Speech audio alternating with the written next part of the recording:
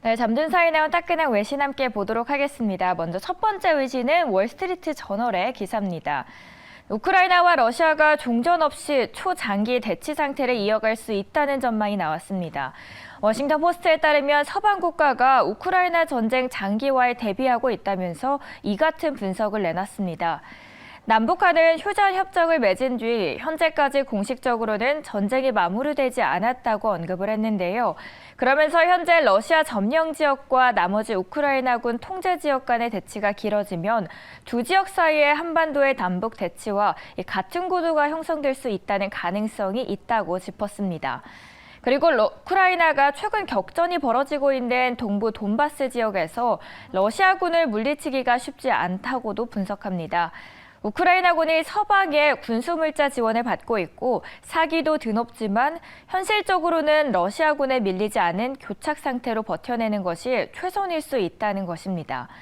실제로 러시아는 점차 점령 지역을 확대하고 있고요. 이에 따라 서방은 우크라이나에게 끊임없이 지원 물자를 보내면서 전쟁의 장기화에 대비하는 모습입니다. 우크라이나의 승리는 요원하지만 우크라이나가 패할 경우 나타날 수 있는 최악의 결과를 막으려는 노력으로 보입니다. 나토 의장에 따르면 미국은 푸틴 러시아 대통령이 우크라이나를 넘어 이웃의 나토 회원국까지 넘보는 파국을 막기 위해 우크라이나에 대한 지원을 계속할 수밖에 없는 상황이라고 전했습니다. 네, 다음 기사도 함께 보도록 하겠습니다.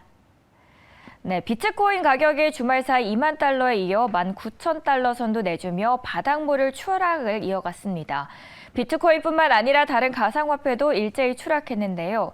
비트코인과 이더리움 모두 작년 11월 역대 최고가와 비교해 70% 넘게 그 가치가 추락했습니다.